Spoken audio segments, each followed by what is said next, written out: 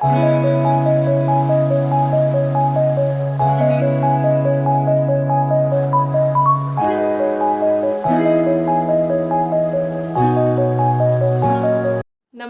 मैं अधिवक्ता सोनाली भट्टाचार्य जी आज फिर से आपके समक्ष उपस्थित हूँ एक नए वीडियो के साथ। आज हम जिस विषय में बात करेंगे वो काफ़ी गंभीर है। आज हम बात करेंगे बलात्कार के विषय में। बलात्कार, जिसको कि हम आम भाषा में रेप के नाम से जानते हैं, भारत में महिलाओं के खिलाफ हो रहे अत्याचार में चौथा स्थान प्राप्त है इसको। कुछ मामले तो रिकॉर्ड भी नहीं किए जाते क्योंकि वो पुलिस स्टेशन में रजिस्टर्ड ही नहीं होते। फिर भी भारत के नेशनल क्राइम रिपोर्ट ब्यूरो के अनुसार भारत में हर साल 31,677 मामले दर्ज किए जाते हैं। भारत में औसतन 86 मामले प्रतिदिन, और एक रिपोर्ट की अगर हम माने तो 15 मिनट में एक बच्ची के साथ भारत में बलात्कार होता है। तो ज़रा सोचिए, जो विषय इतना गंभीर है उसके विषय में जानकारी होना कितना आवश्यक है। तो आइए जानते हैं बलात्कार से जुड़ी धाराओं के बारे में। बलात्कार कब माना जाएगा, किन धाराओं को बलात्कार की क्या कार्रवाई की जाएगी, क्या आप मदद कहाँ मांग सकते हैं बलात्कार को लेकर, वैवाहिक बलात्कार किसे कहते हैं या मैरिटल रेप किसे कहते हैं, वैवाहिक बलात्कार की क्या लीगल स्टेटस है, वैवाहिक बलात्कार को लेकर भारत की कानून का क्या रुख है, और साथ ही भारत में वैवाहिक दुष्कर्म की शिकार महिला के पास क्या क्या कानूनी अधिकार हैं। इन विषयों में आज हम चर्चा करते हैं। तो चलिए वीडियो को शुरू करते हैं। भारतीय आईपीसी यानी इंडियन पेनल कोड के अनुसार धारा 375, जो कि बलात्कार की धारा, इसमें बलात्कार को परिभाषित किया गया है। इसके अनुसार एक पुरुष को बलात्कार करना तब माना जाएगा जब निम्नलिखित बातें होंगी। पहला, महिला की इच्छा के विरुद्ध उसकी सहमति ना हो तब, जबरदस्ती से उसकी सहमति को हासिल करना, जिससे कि उसे डरा धमकाकर या उसके किसी करीबी को डरा धमकाकर उससे या सहमति लेना कि उसके साथ बलात्कार किया जा रहा है, ऐसी स्थिति में उसे बलात्कार माना जाएगा, जबकि उसकी जो सहमति है वो जबरदस्ती ली गई हो। उसकी सहमति से जब वह व्यक्ति जानता है कि वो उसका पति नहीं है, लेकिन वह लड़की ऐसा मानती है कि वह उसका पति है, और यह जानते हुए वह व्यक्ति उसके साथ संबंध बनाता है कि उस लड़की के नज़र में वो उसका पति है, लेकिन असल में वो उसका पति नहीं है, यह जानते हुए भी वो उसके साथ संबंध बनाएगा, तो यह रेप की श्रेणी में आएगा।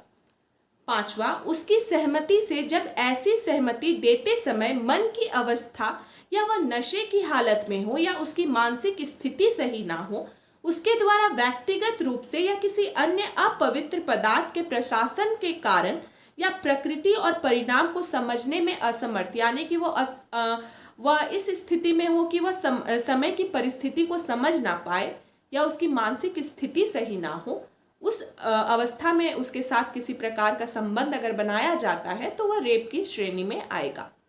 उसकी सहमति से या उसके बिना सहमति से जब वह 16 वर्ष से कम उम्र की बच्ची हो, यानी अगर 16 वर्ष से कम उम्र की बच्ची अपना कंसेंट रेप के लिए देती भी फिजिकल रिलेशनशिप बनाने के लिए देती भी है, तो भी उसे रेप ही माना जाएगा।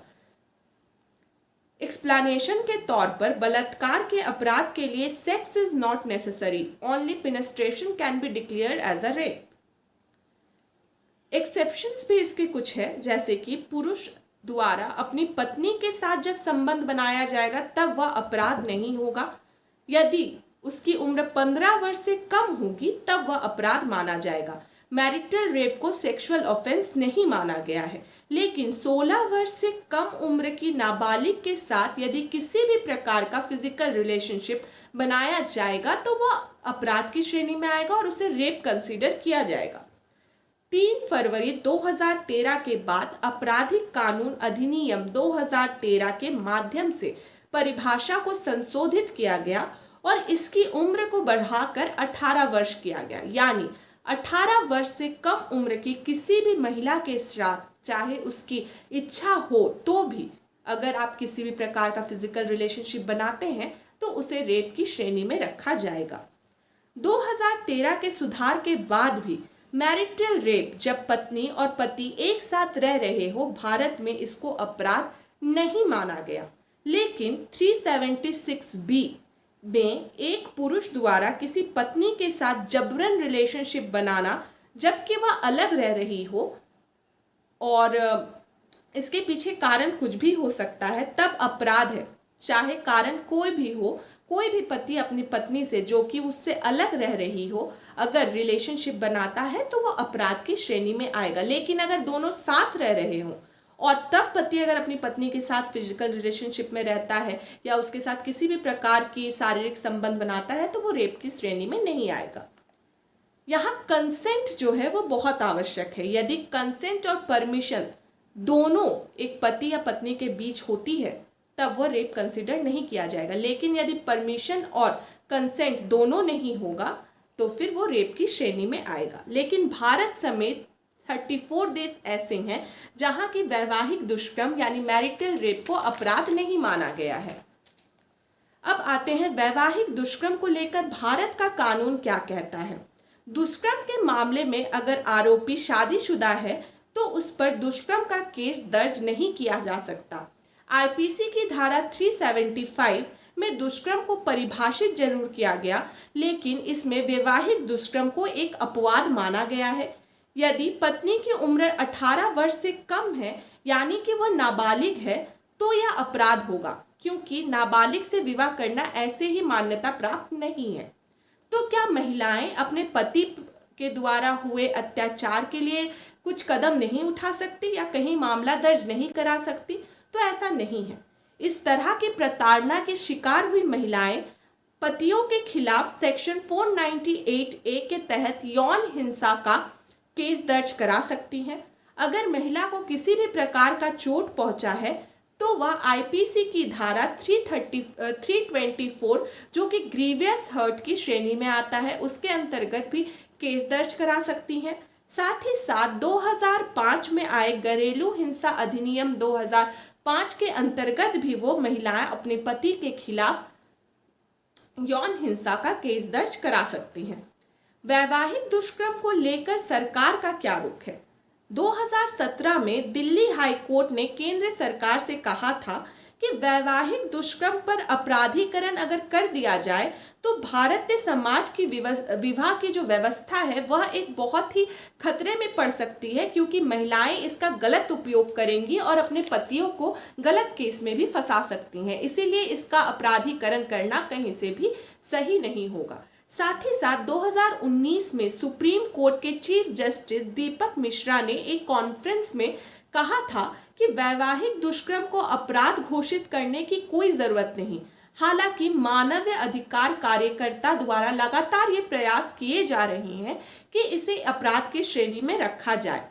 लेकिन यदि पति द्वारा किए जाने वाले दुष्कर्म मैरिटल रेप की दशा में भी अगर पत्नी किसी प्रकार से प्रेग्नेंट हो जाती है तो यह एक सहूलियत सुप्रीम कोर्ट के द्वारा दिया गया है कि 24 हफ्ते की गर्भावस्था के अंतर्गत वह अपना अबॉर्शन करवा सकती हैं, जिससे कि अनचाहे गर्भ से उसे छुटकारा मिल जाएगा। ये एक बहुत बड़ा कदम उठाया गया सुप्रीम कोर्ट के तरफ से, जिसके अंतर्गत 24 हफ्ते के अंदर महिला अपने गर्भपात कराने की। इस वक्त दुनिया के कई ऐसे देश हैं जिसमें वैवाहिक दुष्कर्म को अपराध माना गया है और कई ऐसे देश हैं जहां अभी भी इसे अपराध घोषित नहीं किया गया। तो चलिए इस विषय में जानते हैं।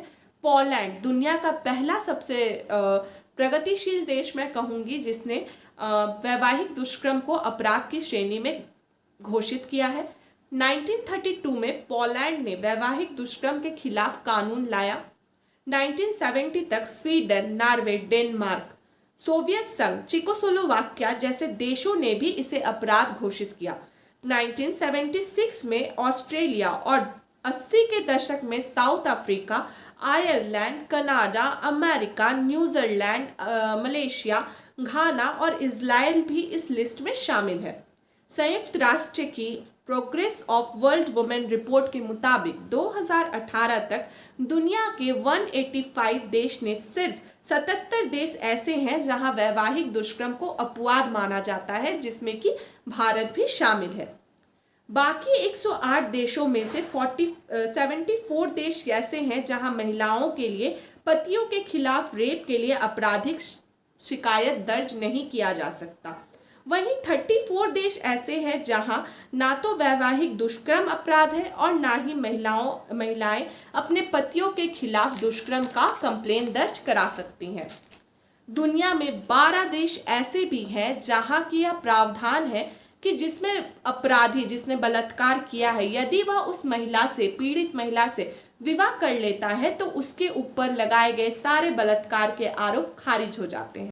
अब आते हैं आईपीसी में सेक्सुअल ऑफेंसेस को लेकर किस तरह की व्यवस्था की गई है या क्या क्या धाराएं इसमें आती हैं। 375 डेफिनेशन ऑफ रेप, जिसके बारे में हमने पहले चर्चा किया है, इसमें 6 ऐसे डेफिनेशंस को दिए गए हैं जिसको रेप की व्याख्या की गई है, जिसे मैंने स्टार्टिंग में आप लोगों से शेयर किया था। अब आते हैं पनिशमेंट ऑफ रेप, जिसे कि 376 में डिफाइन किया गया है। 7 year not less than that, यानी 7 साल उससे कम की सजा नहीं हो सकती, बट एक्सटेंड प्रिजर्मेंट ऑफ लाइफ, लेकिन इसे बढ़ाया जा सकता है लाइफ टाइम प्रिजर्मेंट, यानी कि 14 वर्ष की बनवास की सजा अगर आप कहें, या तो आप जब तक जीवित हैं तब तक आपको प्रिजर्मेंट में डाला जा सकता है। And fine, also fine.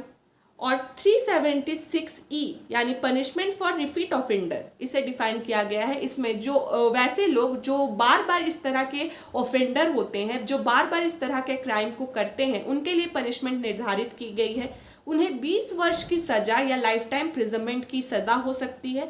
अगर चोट बहुत गहरी आई हो पीड़िता को या उसकी मृत्यु हो जाएगी तो इसे rare of the rarest case में भी रखा जा सकता है और इसमें भी लाइफ टाइम प्रिजनमेंट या फिर मृत्यु दंड की भी व्यवस्था की गई है।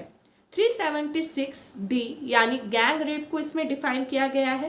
भारतीय कानून दंड प्रक्रिया संहिता की धारा 53A अभियुक्त की चिकित्सक जांच का होना बहुत आवश्यक है, जिसके लिए प्रावधान है। आईपीसी की धारा 164A पीड़ित की चिकित्सा जांच संबंधी व्याख्या करती है। उम्मीद करती हूँ मेरे द्वारा बताई गई जानकारी आपके लिए आवश्यक होगी और आपको इससे काफ़ी मदद मिलेगी। आगे भी मैं ऐसी वीडियो आप लोगों के लिए लाती रहूँगी। तब तक के लिए धन्यवाद, नमस्कार। मेरे साथ बने रहें।